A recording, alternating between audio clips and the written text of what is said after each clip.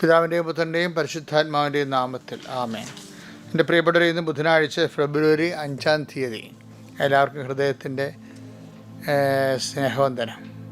ഏറ്റു പ്രാർത്ഥന. അമ്മേ പരിശുദ്ധ അമ്മേ, അമ്മേ പരിശുദ്ധ അമ്മേ, ദൈവമാതാവേ, അന്ന് അങ്ങ് കൃപാസനത്തിൽ പ്രത്യക്ഷപ്പെട്ട് വരാൻ പോകുന്ന മഹാദുരന്തത്തിൽ നിന്ന് രക്ഷപ്പെടാനും എല്ലാവർക്കും വേണ്ടി പ്രാർത്ഥിക്കുവാനും ആവശ്യപ്പെട്ടിട്ട് 20 വർഷം കഴിഞ്ഞ ഈ വേളയിൽ കൃപാസനത്തിലൂടെ ഞങ്ങൾക്കും ഈ ദേശത്തിനും അങ്ങ് മാധ്യസ്ഥതയോടെ തന്ന എല്ലാ അനുഗ്രഹങ്ങൾക്കും കൃപകൾക്കും ഞങ്ങളിപ്പോൾ ഹൃദയം നിറഞ്ഞ നന്ദി പറയുന്നു. അമ്മേ പരിശുദ്ധ അമ്മേ, ജപമാല മാതാവേ, സകല കൃപാസനം പ്രാർത്ഥനയോട് ചേർത്ത് ഞങ്ങളിപ്പോൾ പ്രാർത്ഥിക്കുന്ന ഈ കുടുംബത്തിന്റെ പ്രത്യേക നിയോഗം പറമക്കളെ.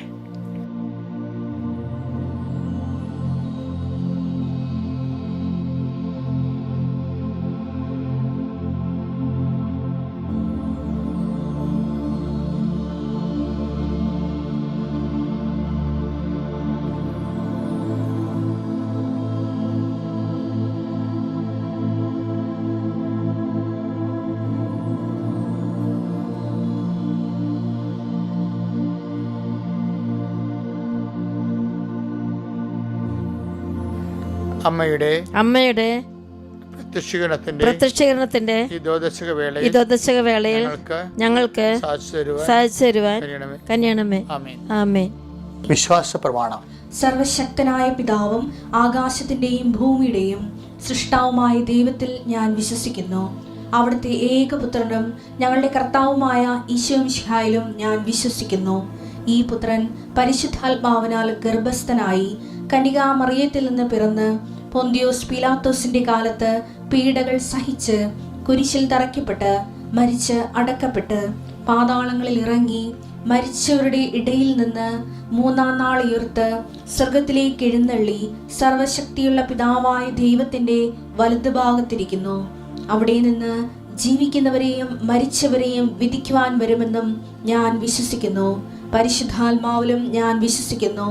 വിശുദ്ധ കത്തോലിക്കാ സഭയിലും പുണ്യവാന്മാരുടെ ഐക്യത്തിലും പാപങ്ങളുടെ മോചനത്തിലും ശരീരത്തിന്റെ ഉയർപ്പിലും നിത്യമായ ജീവിതത്തിലും ഞാൻ വിശ്വസിക്കുന്നു. ആമേൻ.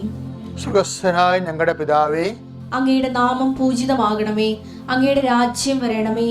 അങ്ങയുടെ തിരുമനസ് സ്വർഗത്തിലെ പോലെ ഭൂമിയിലും ആകണമേ. അന്നു വേണ്ടുന്ന ആഹാരം ഇന്ന് ഞങ്ങൾക്ക് തരണമേ. ഞങ്ങളോട് തെറ്റ് ചെയ്യുന്നവരോട് ഞങ്ങൾ ക്ഷമിക്കുന്നത് പോലെ ഞങ്ങളുടെ തെറ്റുകൾ ഞങ്ങളോടും ക്ഷമിക്കണമേ. ഞങ്ങളെ പ്രലോഭനത്തിൽ ഉൾപ്പെടുത്തരുതേ, തിന്മയിൽ ഞങ്ങൾ രക്ഷിക്കണമേ. ആമേൻ. നന്മ നിറഞ്ഞ മറിയമേ, സ്വസ്തി. കർത്താവ് അങ്ങയുടെ കൂടെ സ്ത്രീകളിൽ അങ്ങ് അനുഗ്രഹിക്കപ്പെട്ടവളാകുന്നു. അങ്ങയുടെ ഉദരത്തിൻ ഫലമായി ഈശോ അനുഗ്രഹിക്കപ്പെട്ടവനാകുന്നു. പരിശുദ്ധ മറിയമേ, തമ്പുരാന്റെ അമ്മേ, പാപികളായ ഞങ്ങൾക്ക് വേണ്ടി ഇപ്പോഴും ഞങ്ങളുടെ മരണസമയത്തും തമ്പുരാനോട് അപേക്ഷിക്കണമേ. ആമേൻ. അനുഗ്രഹ പ്രാർത്ഥന. കർത്താവേ, നിന്റെ അവകാശവും ഓഹരിയുമാകുന്ന തിരുസഭയുടെ നീ കാരുണ്യം കാണിക്കണമേ. നിന്റെ വിശുദ്ധമായ തിരുരത്വത്തെ വീണ്ടെടുക്കപ്പെട്ട അങ്ങയുടെ മക്കള് നിന്റെ നാമത്തിന് ആശ്രയം അർപ്പിച്ചുകൊണ്ട് നിന്നെ നാഥൻ രക്ഷകനുമായി ഏറ്റുപറയുന്ന മക്കള് ഈ സമയം കണ്ണീരോടെ അങ്ങയുടെ തിരുസന്നിധി പ്രാർത്ഥിക്കുന്ന ദൈവമേ, നിന്റെ തിരുമുറവാർന്ന വലതുകരം മക്കളുടെ ശിരസ്സിൽ വെക്കണമെന്ന് പ്രാർത്ഥിക്കുന്ന ഈശോയെ, ആരെല്ലാം എന്തെല്ലാം വേദനകൾ കൊണ്ട് ഈ വിഷയത്തിൽ ഈ സമയത്തെ ഹൃദയഭാരമുള്ളതാക്കുന്നുവോ ആ വിഷയങ്ങളെല്ലാം യേശുക്രിസ്തു നാമത്തിൽ നീങ്ങിപ്പോകട്ടെന്ന് കൽപ്പിക്കുന്നു. കർത്താവേ, നിന്റെ വിശുദ്ധ പൗരോഹിത്യത്തെ മഹത്വപ്പെടുത്തണമേ. കർത്താവേ, സഭയിലുള്ള സാന്നിധ്യം പ്രകടമാക്കണമേ. അമ്മേ പരിശുദ്ധമ്മേ, ദേവമാതാവേ, എല്ലാ മക്കൾക്കും വേണ്ടി മാധ്യസ്ഥം വഹിക്കണമേ. കാനായിലെ കല്യാണവേദിയിൽ ജീവിത സാഹചര്യത്തിന് ഭൗതിക ബുദ്ധിമുട്ടുകൾ നേരിട്ട സമയത്ത് അത് എത്രയും വേഗം പരിശുദ്ധ അമ്മയുടെ മാധ്യസ്ഥ ഈശോയുടെ തിരുസേനയെ കൊണ്ടുവന്നത് പോലെ ആരെല്ലാം ഇപ്പോഴെല്ലാം എവിടെയെല്ലാം പ്രാർത്ഥന വ്യാപരിക്കുന്നു അവരുടെ ജീവിത ഭൗതിക അവസ്ഥകളെ പരിശുദ്ധമേ ദേവമാതാവേ, ഈശോയുടെ തിരുസന്നിധി ഞങ്ങൾക്ക് വേണ്ടി മാധ്യസ്ഥം വഹിക്കണമെന്ന് പ്രാർത്ഥിക്കുന്നു. കർത്താവേ, നിന്റെ വിശുദ്ധ പൗരോഹിത്യത്തെ മഹത്വപ്പെടുത്തണമെന്ന് പ്രാർത്ഥിക്കുന്നു. കർത്താവേ, സഭയിലുള്ള സാന്നിധ്യം പ്രകടമാക്കണമേ. കർത്താവേ, നാമത്തെ മഹത്വപ്പെടുത്തണമേ. കർത്താവേ, ഞങ്ങളുടെ ഓരോ മക്കളും ഇന്ന് ചെയ്യുന്ന ഓരോ ദൗത്യങ്ങളും ഉദ്യമങ്ങളും അത്യുത്സാഹപരമായി ചെയ്യുവാൻ അങ്ങയുടെ തിരുമുറിവാർന്ന വലതുകരത്തിൻ്റെ പ്രത്യേക വിശേഷവിദ്യ അഭിഷേകത്താൽ മക്കളെ ധന്യമാക്കണമെന്ന് പ്രാർത്ഥിക്കുന്നു. കർത്താവ്, ഞങ്ങൾ കണ്ടുമുട്ടുന്ന വ്യക്തികൾ, ഇന്ന് കണ്ടുമുട്ടുന്ന പഠിക്കുന്ന പാഠങ്ങൾ, എഴുതുന്ന പരീക്ഷകൾ, ഒപ്പിടുന്ന രേഖകൾ എല്ലാം കർത്താവിനെ നിരീക്ഷണത്തിലേക്ക് കൊണ്ടുവരുന്നു. കർത്താവ്, ഇതെല്ലാം ഞങ്ങൾ പ്രാർത്ഥിക്കുന്നത് ഞങ്ങളുടെ ജീവിതം കൊണ്ടല്ല, ഞങ്ങൾക്ക് വേണ്ടി ക്രൂശിക്കപ്പെടുകയും ഞങ്ങൾക്ക് വേണ്ടി മുൾക്കിടം ചൂടുകയും ഞങ്ങൾക്ക് വേണ്ടി കുരിശ് മരിക്കുകയും ഞങ്ങളെ സ്വന്തം ജീവനേക്കാൾ വലുതായിട്ട് സ്നേഹിക്കുകയും ചെയ്യുന്ന അങ്ങയുടെ സ്നേഹത്തെ വിശ്വസിച്ചുകൊണ്ട് പ്രാർത്ഥിക്കുന്നു. എൻ്റെ കർത്താവിൻ്റെ ഉന്നതമായ നാമത്തിൽ പ്രാർത്ഥിക്കുന്നു. എൻ്റെ കർത്താവിന് മുൾക്കിടത്തെ ഓർത്തുകൊണ്ട് പ്രാർത്ഥിക്കുന്നു. എൻ്റെ കർത്താവിൻ്റെ തിരുവാല മുറിവിനെ ഓർത്തുകൊണ്ട് പ്രാർത്ഥിക്കുന്നു. എൻ്റെ കർത്താവിൻ്റെ മരക്കുരിശിനെ ഓർത്തുകൊണ്ട് പ്രാർത്ഥിക്കുന്നു. എൻ്റെ കർത്താവ് ഗെത്സെമൻ്റെ തിരുവീഥികളിലൂടെ ജെറുസലേമിൻ്റെ തെരുവീഥികളിലൂടെ മുൾക്കിടം ചൂടിക്കൊണ്ട് ഒരു ചോരപങ്കില്ലാതെ നടന്നു പോയ അങ്ങയുടെ സ്നേഹത്തിൻ്റെ മഹത്തായ സമർപ്പണത്തെ സമർപ്പിച്ചുകൊണ്ട് പ്രാർത്ഥിക്കുന്നു. എൻ്റെ കർത്താവെ, നിൻ്റെ സ്നേഹം തിരിച്ചറിയാൻ കഴിയാത്തതാണ് ജീവിതത്തിൻ്റെ ഏറ്റവും വലിയ ദുരന്തമെന്ന് ഞങ്ങൾ തിരിച്ചറിഞ്ഞുകൊണ്ട് ഞങ്ങൾ കഴിഞ്ഞ കാലങ്ങളിൽ നിന്നെ ഓർക്കാതിരുന്ന നിമിഷത്തെ ഓർത്തുകൊണ്ടും നിന്നെ ഓർത്തുപോലെ ജീവിക്കാനും പറ്റാത്ത അവസ്ഥ ഓർത്തുകൊണ്ടും ഇപ്പോൾ മാപ്പാക്കണമെന്ന് പ്രാർത്ഥിക്കുന്നു. കർത്താവെ, നിന്നെ ഞങ്ങളുടെ കരുണ കാണിക്കണമേ. കർത്താവെ, ശത്രുക്കൾ ഉഴുതു മറിച്ചതിൻ്റെ മുതുകിലാണല്ലോ എന്ന് ഞങ്ങൾ വായിക്കുമ്പോൾ കണ്ണ് നിറയുന്ന കർത്താവെ, അതേ ദൈവസ്നേഹത്തെ ഞങ്ങൾ പ്രാർത്ഥിക്കുന്നു. അങ്ങയുടെ നാമത്തെ ആശ്രയിക്കുന്ന ഒരു മകൻ പോലും ഒരു മകൾ പോലും കർത്താവെ വേദനിക്കുവാനോ അബാൻഡൻ ചെയ്യാനോ ഇടയാക്കലെന്ന് പ്രാർത്ഥിക്കുന്നു. I will not abandon you for at any cost എന്ന് പറഞ്ഞു കർത്താവെ, ആ വചനത്തെ അടിസ്ഥാനപ്പെടുത്തിക്കൊണ്ട് അങ്ങയുടെ മക്കൾക്കൊരു യോഗ്യതയില്ലെങ്കിലും കർത്താവെ, ഒരു യോഗ്യതയുമില്ലാത്ത മക്കളുടെ നിലനിൽപ്പിനായി പ്രാർത്ഥിക്കുന്നു. അതിജീവനത്തിനായി പ്രാർത്ഥിക്കുന്നു. സഭയ്ക്ക് വേണ്ടി പ്രാർത്ഥിക്കുന്നു. ലോകം മുഴുവനുമുള്ള ക്രിസ്തീയ വിശ്വാസികൾക്കായി പ്രാർത്ഥിക്കുന്നു. ലോകം മുഴുവനുമുള്ള ക്രൈസ്റ്റിനെ ഹോണർ ചെയ്ത് ജീവിക്കുന്നവർക്കായി പ്രാർത്ഥിക്കുന്നു. അതുപോലെ സമാധാനം എവിടെയാണോ ലോകം മുഴുവനുമുള്ള ഞങ്ങളുടെ ഇന്ത്യ മഹാരാജ്യത്തിന് വേണ്ടി പ്രാർത്ഥിക്കുന്നു. എല്ലായിടത്തും നല്ല സാമ്പത്തിക അഭിവൃദ്ധി ഉണ്ടാക്കുന്ന രീതിയിൽ, സമാധാനം സുസ്ഥാപിക്കുന്ന രീതിയിൽ എല്ലായിടത്തും ദൈവത്തിൻ്റെ കരുണ ചൊരിയട്ടെ. പരിശുദ്ധ ദേവമാതാവിനായി ഏൽപ്പിച്ചുകൊണ്ട് പരിശുദ്ധ ഈശോ മിശിഹായുടെ നാമത്തിൽ ഞാൻ ആശീർവദിക്കുന്നു.